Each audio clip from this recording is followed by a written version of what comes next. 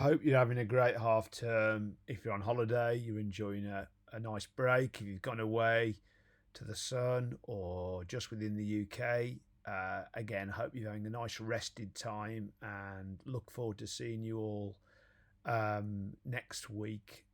So, a week today, remember, we're at Walsall College for the Hear Me, See Me. And if you remember, at the last lesson, we didn't get as far as learning outcome 3 that you can see on the screen here, which was about assessment. So I was asked to do a short screen recording because obviously that's an important element. Assessment is an important element of your teaching practice, but also you need to write about it when you're talking about your micro teach. So we're going to focus in this screencast around assessment for learning rather than assessment of learning. So AFL, assessment for learning, rather than assessment of learning. And you'll see the differences really. So we're focusing more on formative assessment, the assessment that goes on a regular basis within your lessons, and not the summative that happens at the end of the process, really, not even the end of the lesson, because you could argue even the assessment at the end of your lesson is a form of assessment for learning. So let's have a look what we mean by these terms. So have we missed something here? No, that's right. No, that's fine. So just to talk about teaching, learning and assessment, if we think about these as 3 separate categories, now obviously they are interrelated and interlinked, as we'll see. But effectively, there's definitely a distinction between teaching and learning, because teaching is something the teacher does. Now, even if you don't believe in this simple model of teacher training, because this is a really simplified definition, and obviously according to which learning theory you're aligned with, you may not believe in this type of idea of teacher training, but nevertheless, sticking to this simplified version, it's where the teacher is passing on their skills and knowledge to other people, i.e. to the students. Okay, so that's something the teacher does. Learning, though, is something the students do. And again, I realise there'll be different definitions of learning based on which learning theory you would follow. So this is just one definition, that learning is acquiring knowledge and skills and having them readily available from memory so you can make sense of future problems and opportunities. And you can see how that might link to a number of learning theories, but not all, okay, because it takes quite a passive view of learning in terms of just acquiring knowledge rather than being actively engaged in it. But for these purposes today, we're sticking with these definitions. Now, this is the key thing, that actually we could change the order really. Rather than writing teaching, learning and assessment, maybe it should be teaching, assessment and learning, because what assessment does is acts as the bridge between teaching and learning. And this is William, 2013, and William writes a lot about assessment for learning. So it's Dylan William. You'll find his resources. The area I'll put for you on Google Classroom, I'll ensure there are some resources from Dylan William, because he is very influential in writing about assessment for learning. So I like this idea of assessment being the bridge between teaching and learning, rather than actually it being something that happens at the end. It should be an ongoing thing that's happening in lessons to provide that bridge between teaching and learning. And then another definition here, assessing student learning experience to determine whether students have acquired the skills, knowledge and competencies associated with their programme of study. I mean, actually that definition is more of a traditional type of summative assessment, checking the students have learned, rather than actually being used as a regular basis as a tool to benefit learning. And we'll look at those distinctions shortly. So it's up to you. At this point, you might want to pause the video and you might want to list as many types of assessment that you can name. Okay, so feel free to do that.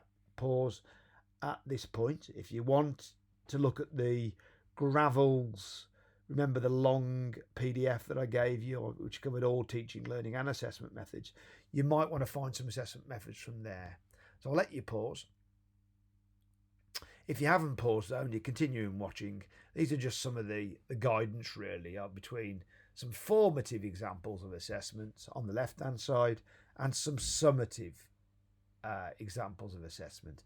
Now that doesn't mean that some of the things on the right hand side can never be used on a formative basis, but they are more traditionally the examples of more summative assessment than formative, and we'll look at that distinction in a few minutes. So this distinction between summative assessment and formative assessment. So summative assessment is the assessment of learning, and it takes a more traditional teacher-trainer centred concept. It's the idea that assessment only takes place at the end.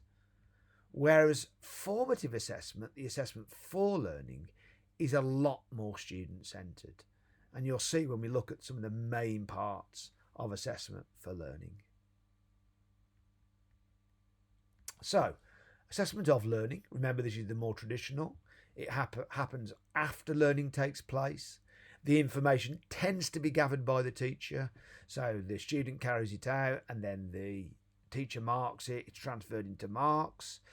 Teachers then make a comparison of performance with others, and it looks back on past learning. Formative, or assessment for learning, is an integral part of the learning process. The information is shared with the learner, and the information is available on the quality of learning. So it's not just about the marks or grades, it's about the quality. And I know one or two of you have asked me to do this in terms of making sure that I give you some more specific feedback in with reference to the assessment grids. So yeah, that's really important. You get that quality of feedback. And then rather than being linked to comparing others, it's linked to the learning intentions success criteria. So the student knows how they've done against those particular grids or criteria. And it looks forward to the next stage of learning. So it isn't looking about past, it's looking about, well, what happens next? What are the targets or action points that I need to work on to develop my teachings? That could be your assignment about developing your introduction, improving your Harvard referencing, etc. So, 3 key questions to ask really around assessment for learning. The first is, where are the students now in their learning? So do you have a good grasp of where your students are now? Where are they going in their learning? So where do they need to go to next to develop their skills, knowledge, behaviours? Finally, how will they get there? So again, this is where target setting can be really useful in helping students get to number 2 and 3. Now, there's a number of key elements for assessment for learning, and I won't be going through them all now, but I will be showing you where you can find out more. So if you're asking for, how do I include some integral parts of assessment for learning in my micro teach, it will be these points. So there should be clear learning outcomes or success criteria for your session. By the end of the session, students will be able to. So that's how your learning outcomes should always begin and end. And obviously using verbs from Bloom's taxonomy can also help your outcomes and intentions be smarter and more specific, measurable, etc. So that's a really important part of assessment for learning. You need to be able to give effective feedback. So that's where I really like MOTE, because it gives you real clear explanations about what you've got to do to develop your work. So hopefully that's going to be really helpful for you to get that really specific feedback, and to include those 3 elements we talk about at the college in terms of what went well, even better if, so what can you do to improve your work, and there's some clear targets moving forward. So they're 3 really important parts of effective feedback. There should also be effective questioning in your session. So if we're talking about your micro teach here, what assessment methods are you using? What questioning methods are you using? So are you using cold calling, or are you just are your questions just open-ended and you're getting the same people answering each time? So remember, cold calling, where you actually pose the question without naming a student, preferably with whiteboards. You get them all to write their answers down, and then you monitor how they've all done. And then obviously you might get them to explain their answers, maybe through pair and share, talking to each other, or sharing them with the group, depending on your group size. The other really effective assessment for learning method is self-assessment. So the students can actually, the word I was looking for earlier was rubric, where they can actually assess themselves against the rubric. Maybe they themselves start putting the rubric together.